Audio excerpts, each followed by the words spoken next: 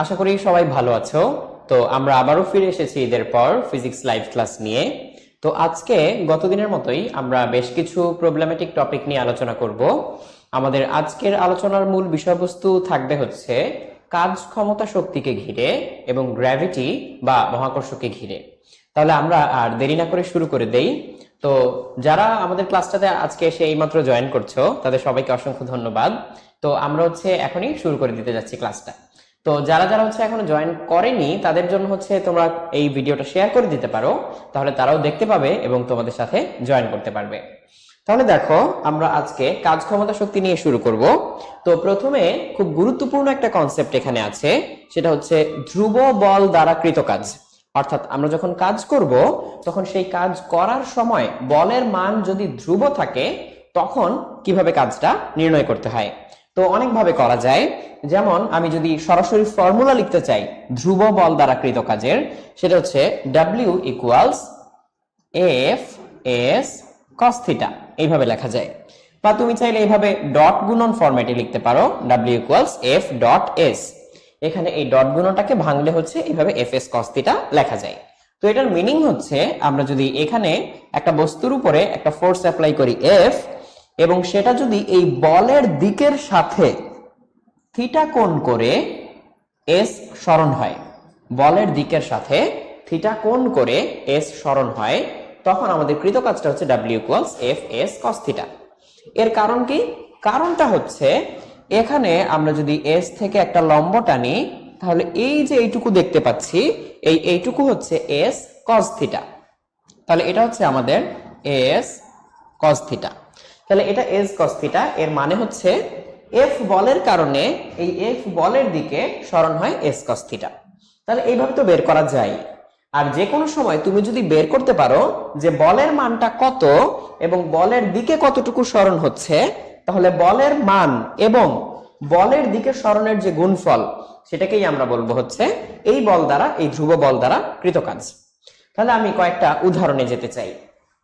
যেমন আমি যদি এরকম একটা উদাহরণ দেই, ধরা যাক আমরা একটা বস্তু নিলাম। এখানে এই বস্তুতে আমরা এই দিক বরাবর বল প্রয়োগ করলাম 10 নিউটন, আর এই দিক বরাবর তার সরণ হলো এস ইকুয়ালস ধরা যাক 10 মিটারস। মাঝখানের এই অ্যাঙ্গেলটা কত? অ্যাঙ্গেলটা হচ্ছে 60 ডিগ্রি। তাহলে এই হচ্ছে আমাদের এফ, এই হচ্ছে এস, এটা হচ্ছে থিটা। তাহলে আমাদের W equals F S cos theta. তাহলে এফ এর ভ্যালু কত? 10 নিউটন। এস এর ভ্যালু কত? এস এর ভ্যালু 10 নিউটন। কস 60 এর ভ্যালু কত? হাফ। তাহলে আমরা এখানে পেয়ে যাচ্ছি 50 জুল। তাহলে এই হচ্ছে আমাদের মোট কৃত কাজ। এখন এটা হচ্ছে মোট কৃত কাজ না, এই 10 নিউটন বল দ্বারা কৃত কাজ। এবারে এই আইডিয়াটাকেই আমরা একটু সামনে এগিয়ে নিয়ে যাব। আমরা অপেক্ষাকৃত একটা কঠিন প্রবলেম দিয়ে শুরু করব। তাহলে দেখো, এটা যারা যারা পেরেছো আমার আগে আগে, তাদের সবাইকে অসংখ্য ধন্যবাদ। তো আমরা পরবর্তী প্রবলেমে চলে যাচ্ছি। এই প্রবলেমটা একটু সবাই খুব মনোযোগ দিয়ে দেখো। তাহলে আমরা এখানে একটা তল নিচ্ছি। এই তলটা হচ্ছে ঘর্ষণহীন। তলটা কেমন? ঘর্ষণহীন একটা তল। এই তলের উপরে আমরা একটা বস্তু রাখলাম। এই যে বস্তু, এই বস্তুর ভর কত? এই বস্তুর ভর হচ্ছে 5 কেজি। এই বস্তুর ভর হচ্ছে 5 কেজি। তো তোমরা সবাই নিশ্চয়ই এই বক্সের ভিতরে 5 কেজি লেখাটা দেখতে পাচ্ছ। সো এই বস্তুর ভর 5 কেজি। এবারে এই বস্তুকে আমরা বল প্রয়োগ করলাম এরকম করে আমরা এই বস্তুর উপর একটা বল প্রয়োগ করলাম। বস্তুর উপরে প্রয়োগকৃত এই বলের মান হচ্ছে 10 নিউটন। এবং এই 10 নিউটন বল কত ডিগ্রিতে প্রয়োগ করা হচ্ছে? এই 10 নিউটন বলকে এই তলের সাথে 60 ডিগ্রি কোণে প্রয়োগ করা হচ্ছে। তাহলে আমার প্রশ্ন হচ্ছে, 1 সেকেন্ড সময়ে কৃত কাজ কত? এই হচ্ছে আমার প্রশ্ন। 1 সেকেন্ড সময়ে কৃত কাজ কত?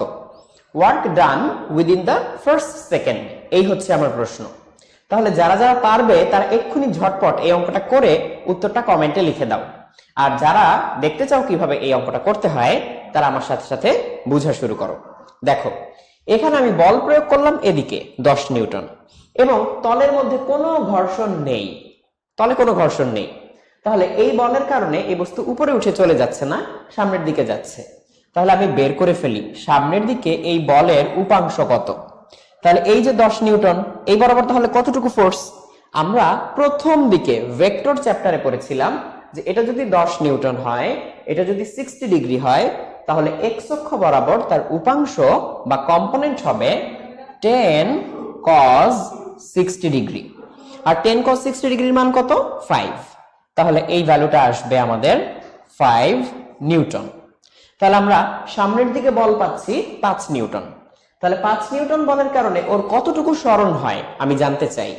তাহলে এই 5 নিউটন বলের কারণে 1 সেকেন্ডে সরণ, 1 সেকেন্ডে সরণ সেটা কতটুকু হয় আমরা বের করে ফেলি। আসো, সেটা হচ্ছে s equals ut plus half এটি স্কোয়ার। এটা তাহলে এটাকে আমি একটু এই পাশে লিখি।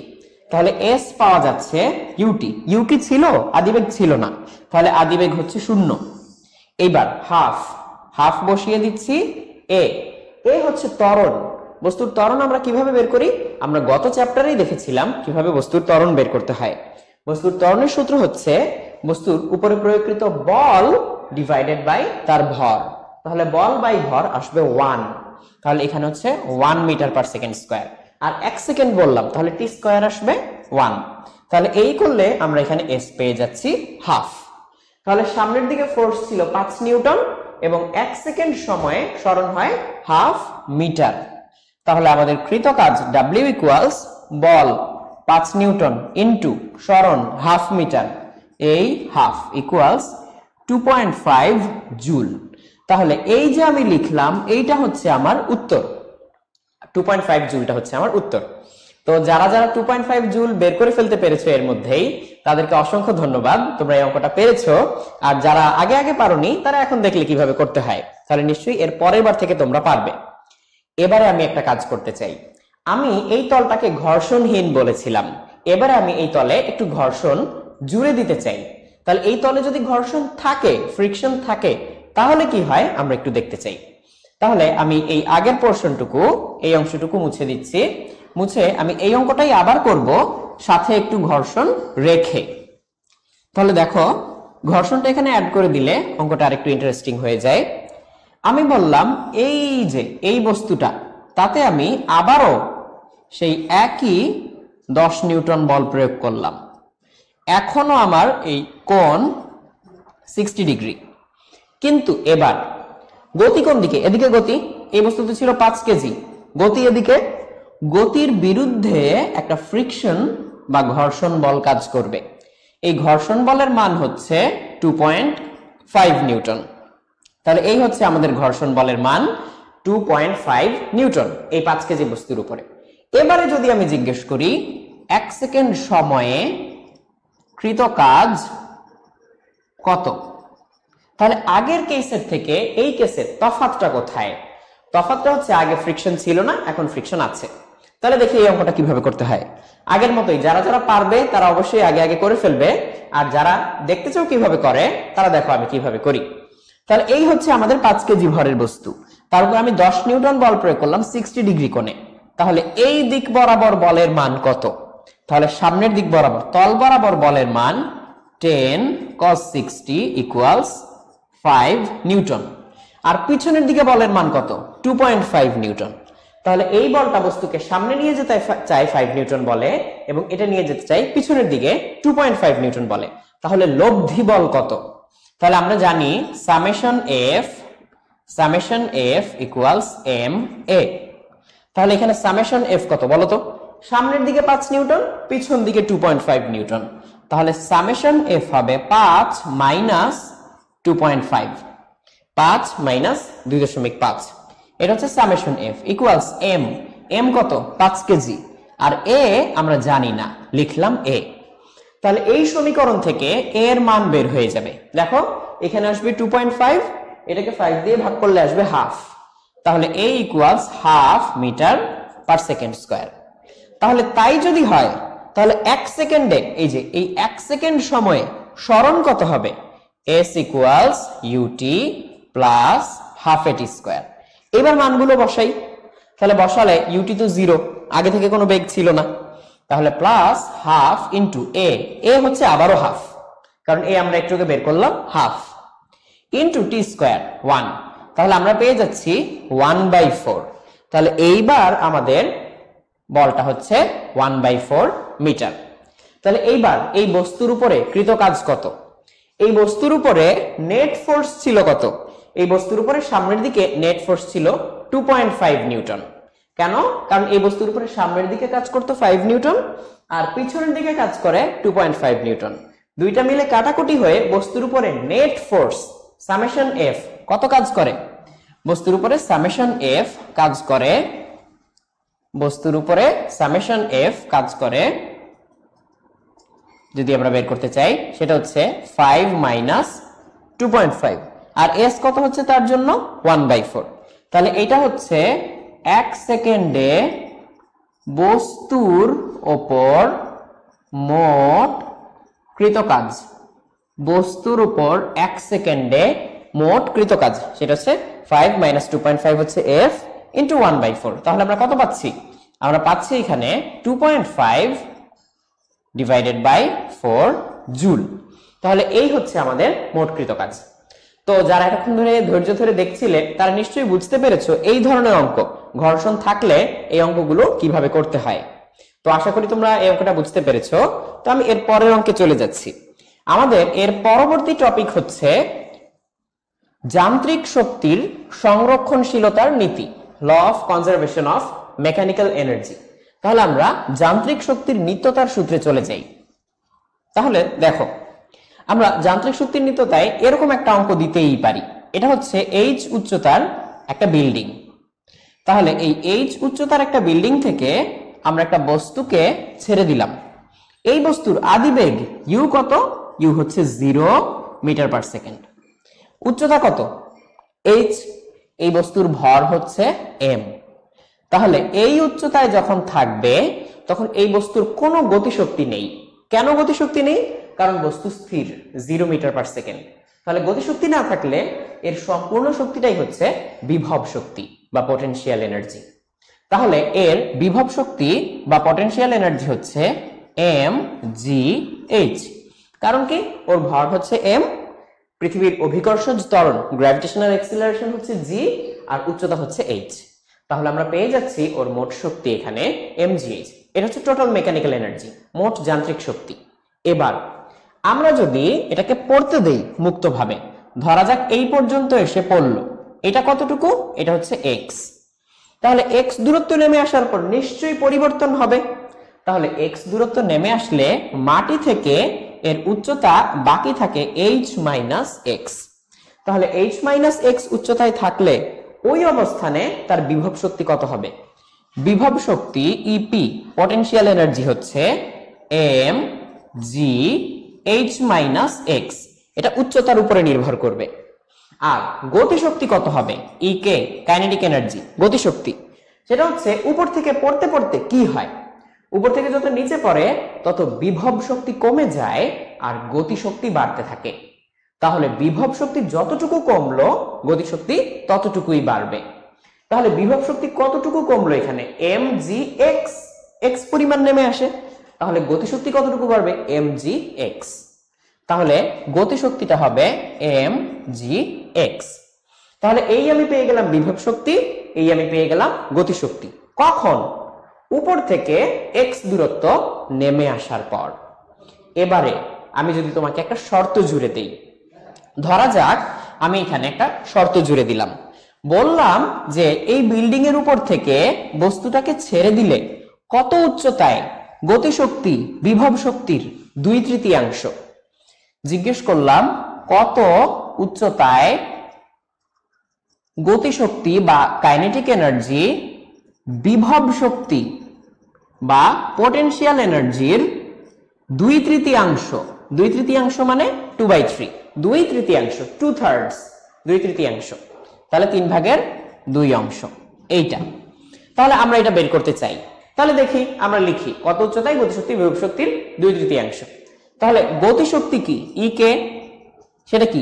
বিভব শক্তির 2/3। তাহলে বিভব শক্তি হচ্ছে ইপি, এইটার 2/3। তাহলে আমরা ইকে এর ভ্যালু বসাই এম জি এক্স, আর ইপি এর ভ্যালু বসাই M G H minus X. তাহলে আমরা এখান থেকে ভ্যালু বসিয়ে এটাকে সরিয়ে দিলাম এইচ মাইনাস এক্স। এবার কাটাকাটি করা যায়, এমজি এমজি কেটে দিলাম।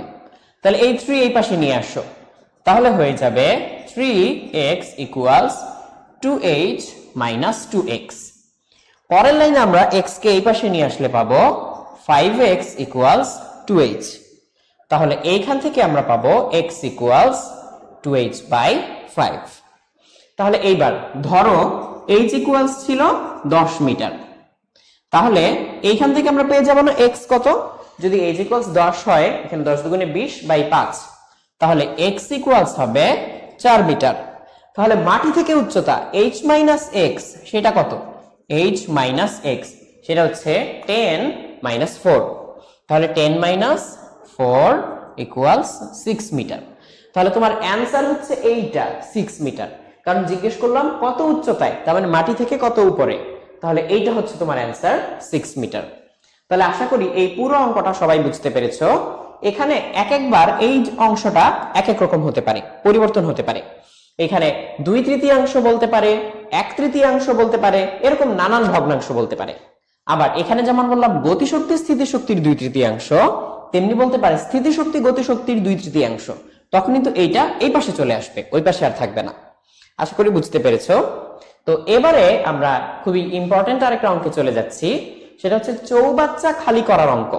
এই চৌবাচ্চা খালি করার অঙ্কটা একটু এক্সপ্লেইন করতে হবে। আমি এই চৌবাচ্চা খালি করা বিষয়ে অন্যরকম পাঠশালায় আরেকটা ভিডিও করেছিলাম, এবং সেখানে হচ্ছে কুয়া এবং চৌবাচ্চার মধ্যে কিছু মূল পার্থক্য তুলে ধরেছিলাম। তোমরা যদি আর একটু ডিটেইলস জানতে চাও, এক্ষুনি ইউটিউবে ঢুকে অন্যরকম পাঠশালায় যাও এবং ওখানে গিয়ে ফিজিক্সের ভিডিওগুলো খুঁজে পাবে। তার মধ্যে তুমি কুয়া কিংবা চৌবাচ্চা খালি করা সংক্রান্ত অঙ্কগুলো পেয়ে যাবে। তাও আমি এখানে আরেকবার একটু দেখিয়ে দিচ্ছি। তাহলে দেখো, আমরা এখন একটা চৌবাচ্চা খালি করব। কুয়া বলতে আসলে এমন কিছু বোঝায় যেটাকে পানি তুলে ফেললে সহজে খালি হবে না, পানির উচ্চতা কমবে না। কিন্তু চৌবাচ্চা থেকে পানি বের করে ফেললে চৌবাচ্চার পানির উচ্চতা কমতে থাকে এবং এক সময় খালি হয়ে যায়। তাহলে আমরা একটা চৌবাচ্চা নিলাম, এটা হচ্ছে একটা ট্যাঙ্ক বা চৌবাচ্চা, এটা হচ্ছে একটা ট্যাঙ্ক বা চৌবাচ্চা, এই হচ্ছে আমাদের ট্যাঙ্ক। তাহলে এই ট্যাঙ্কটা হচ্ছে কানায় কানায় পানিতে পূর্ণ, তার মানে এর পুরোটা জুড়ে পানি, এর পুরোটা জুড়ে পানি ভর্তি। তাহলে এটা হচ্ছে পূর্ণ চৌবাচ্চা, পূর্ণ চৌবাচ্চা, এটা হচ্ছে পূর্ণ চৌবাচ্চা। আমরা এর 1/3 খালি করব। পূর্ণ চৌবাচ্চা 1/3 খালি করতে কৃতকাজ, খালি করতে কৃতকাজ। এখানে আমরা ধরে নিচ্ছি এটা সিলিন্ডার আকৃতির, সুতরাং এর গভীরতা হচ্ছে h এবং এর যে ব্যাসার্ধ সেই ব্যাসার্ধ হচ্ছে r। আমরা এর চাইলে এটার মানও দিয়ে দিতে পারি।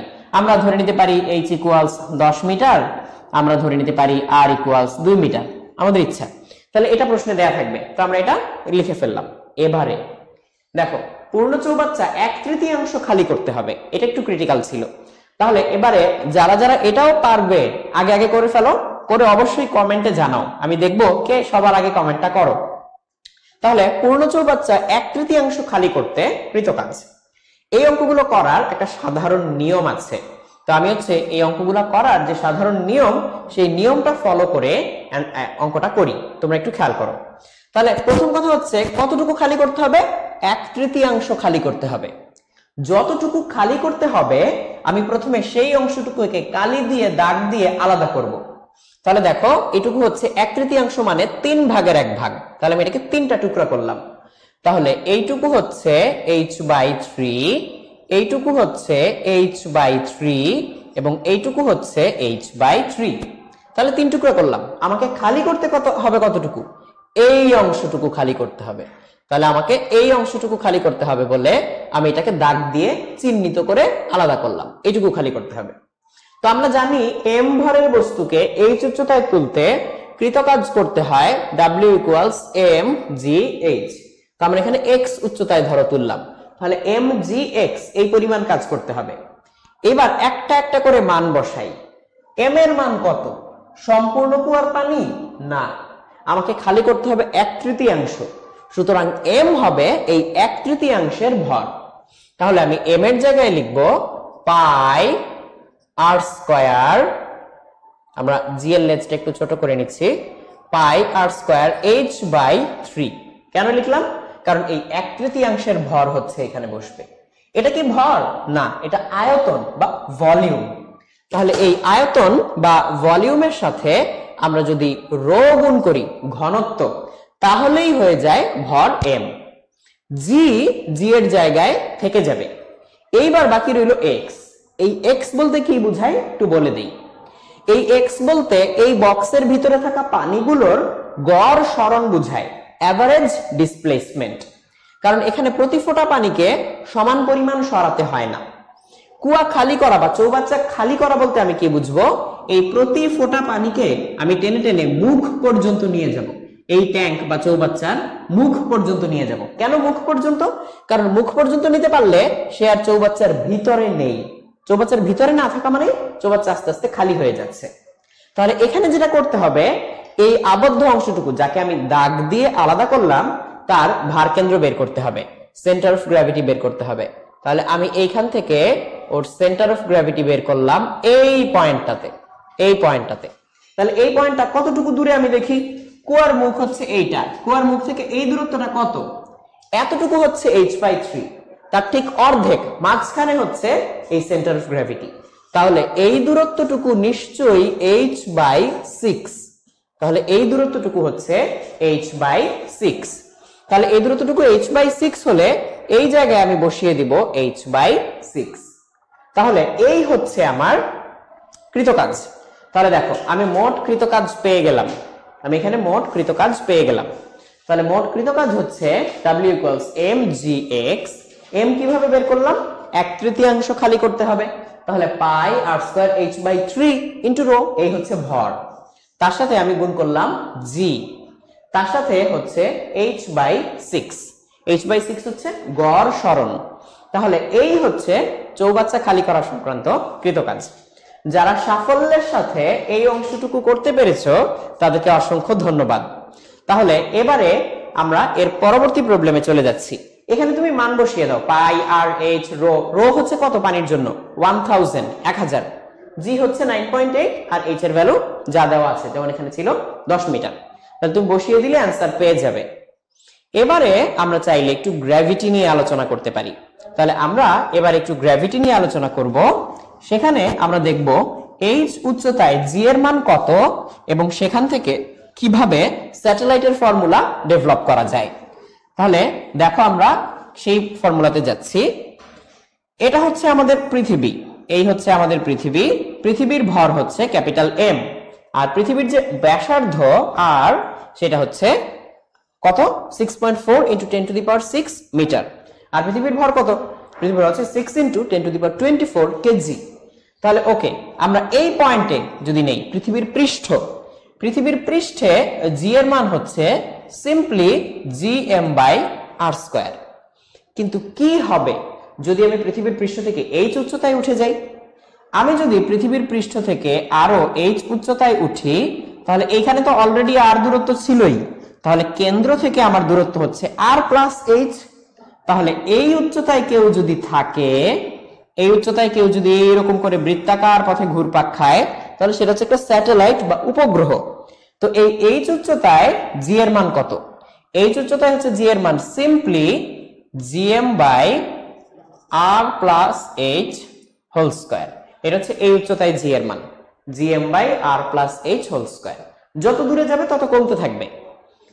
এইখানে একটা স্যাটেলাইট, তার ভর হচ্ছে m, তার যে স্পর্শক বরাবর বা ট্যানজেন্ট বরাবর বেগ, সেই বেগটা হচ্ছে v। তাহলে এই বস্তুর জন্য কেন্দ্রমুখী বল বা সেন্ট্রিপেটাল ফোর্স কতটুকু দরকার? সেন্ট্রিপেটাল ফোর্স দরকার mv²/r+h। সেই বলটা সে কোত্থেকে পাবে? mg থেকে। তাহলে এই বলটা সে কোত্থেকে পাবে? mg থেকে। তাহলে mg হবে এটা, তাহলে mg হবে এইটা। তাহলে এটা আমরা এখানে লিখে দেই, পৃথিবীর আকর্ষণ বল gm/r+h²।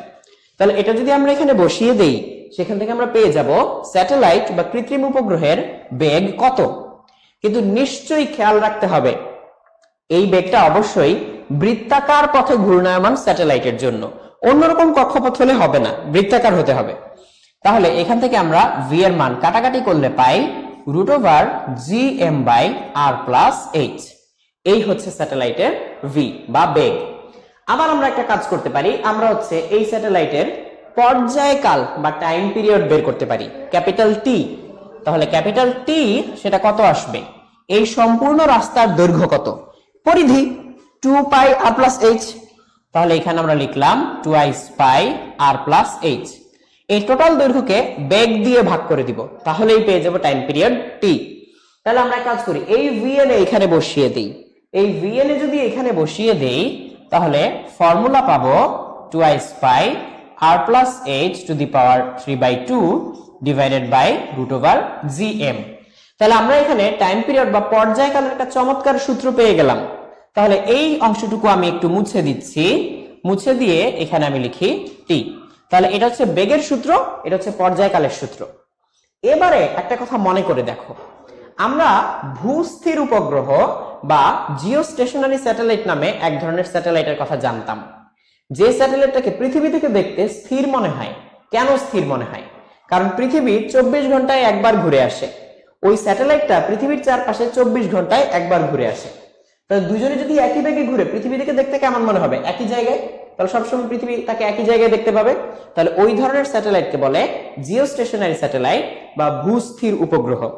তো আমরা এক কাজ করি, আমরা যদি এই টি ইকুয়ালস 24 ঘন্টা 24 আওয়ার্স ধরি, 24 ঘন্টা ধরলে আমরা এখানে আর এর ভ্যালু বসিয়ে দিব 6.4 × 10⁶। আমরা এখানে এম এর ভ্যালু বসিয়ে দিব 6 × 10⁻²৪। তাহলে আমরা এই এইচ এর ভ্যালু পেয়ে যাব, উচ্চতা। জিওস্টেশনারি স্যাটেলাইটের জন্য এই উচ্চতাটা আসে অলমোস্ট প্রায় 35,786 কিলোমিটার, এরকম আসে, অলমোস্ট এরকম একটা ভ্যালু আসে। তো তোমরা এটা জেনে গেলে। তাহলে এটা যদি তুমি এখানে বসিয়ে দাও, জিওস্টেশনারি স্যাটেলাইট বা ভূস্থির উপগ্রহের উচ্চতা পেয়ে যাবে। এই হচ্ছে ভূস্থির উপগ্রহের উচ্চতা। আশা করি বুঝতে পেরেছো। এবারে আর একটা অঙ্ক দিয়ে আমরা আজকের ক্লাসটা শেষ করব। সেটা হচ্ছে একটা বস্তুকে অনেক জোরে ছুঁড়ে মারলে সর্বোচ্চ কত উচ্চতায় যায়। এখন আবার এত জোরেও না যেটা আবার মুক্তিবেগের চেয়ে বেশি, কারণ মুক্তিবেগে কাউকে ছুঁড়ে মারলে সে কিন্তু আর পৃথিবীতে ফিরে আসে না। মুক্তিবেগের মান হচ্ছে √2gr, অথবা তুমি লিখতে পারো √2gm/r। এটা হচ্ছে মুক্তিবেগ। মুক্তিবেগে মারবো না, তার চেয়ে কম বেগে মারবো। পৃথিবীর জন্য মুক্তিবেগ হচ্ছে 11.2 কিলোমিটার/সেকেন্ড। তাহলে আমরা মুক্তিবেগে না ছুঁড়ে মেরে তার চেয়ে কম বেগে ছুঁড়ে মারলে একটা বস্তু সর্বোচ্চ কত উচ্চতায় উঠবে সেটা আমরা বের করতে চাই।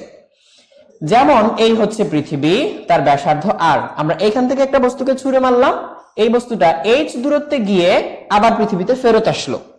তাহলে আমরা তাকে ছুঁড়ে মারলাম কত বেগে? আমরা ছুঁড়ে মারলাম v বেগে। তাহলে তার উপরে কাজ করলাম কত? কাজ করলাম ½ mv², গতিশক্তির সমান। এইবার আর দূরত্বে থাকা অবস্থায় তার জন্য বিভব কত ছিল? মহাকর্ষীয় বিভবের মান gm/r, যেখানে r হচ্ছে পৃথিবীর ব্যাসার্ধ আর m হচ্ছে পৃথিবীর ভর, আর এই বস্তুটা ছিল স্মল m। তাহলে তার জন্য বিভব শক্তি হবে এইটা। আর দূরে চলে গেলে একই বস্তুর জন্য বিভব শক্তি হয়ে যাবে এইটা, কারণ দূরে চলে গেলে এখানে হচ্ছে মহাকর্ষীয় বিভবের মানটা পরিবর্তিত হয়ে যাবে। কেন্দ্র থেকে দূরত্ব কত? r+h। এটা আমরা কি দিয়ে করলাম? মহাকর্ষীয় বিভবের যে ফর্মুলা ছিল -gm/r, ওই ফর্মুলা থেকে করলাম। তো এখানে আমরা শুধু মানগুলো নিলাম, তাই এটাও প্লাস ধরেছি, এটাও প্লাস ধরেছি, মাইনাস দিয়ে তাদের মধ্যে পার্থক্য নিয়েছি। তাহলে এইখান থেকে যদি আমি হিসাব করি তাহলে ½ v² = gm 1/r - 1/r+h। তাহলে এই অঙ্কটা কিভাবে আসতে পারে? ধরো এরকম বললো যে সুপারম্যান একটা বস্তুকে 4 কিলোমিটার/সেকেন্ড বেগে উপরের দিকে ছুঁড়ে মারলো, কত উচ্চতায় উঠবে? তুমি এটা u²/2g দিয়ে করতে পারবে না, কারণ u²/2g হচ্ছে g এর কনস্ট্যান্ট ভ্যালুর জন্য সত্যি, আর এটা ছুঁড়ে মারলে এত উপরে উঠবে, আসলে g কনস্ট্যান্ট থাকবে না। তাই এটা দিয়ে না করে আমরা এইভাবে করব। তাহলে half V square equals G M common নিলে 1/r, এখানে পৃথিবীর ব্যাসার্ধ, এই আরো পৃথিবীর ব্যাসার্ধ, তাহলে এইচ হচ্ছে বস্তু কত উপরে গিয়ে আবার ফিরে আসবে। তাহলে এইটুকু বলে আমরা আজকে ফিজিক্স ক্লাসটা শেষ করব। এরপর ঠিক আগামীকালকে আবার ঠিক রাত 8টায় সোহাগ ভাইয়া তোমাদের জন্য, তোমাদের উদ্দেশ্যে বেশ কিছু জরুরি কথা বলবেন, ক্যারিয়ার বিষয়ক কিছু গাইডলাইন দিবেন এবং আরো কিছু কথাবার্তা বলবেন। তো আশা করি তোমরা সবাই সোহাগ ভাইয়ের ক্লাসটাতে অ্যাটেন্ড করবে। তাহলে আগামীকাল পর্যন্ত আমি এখানেই বিদায় নিচ্ছি। সবাই ভালো থেকো, সুস্থ থেকো।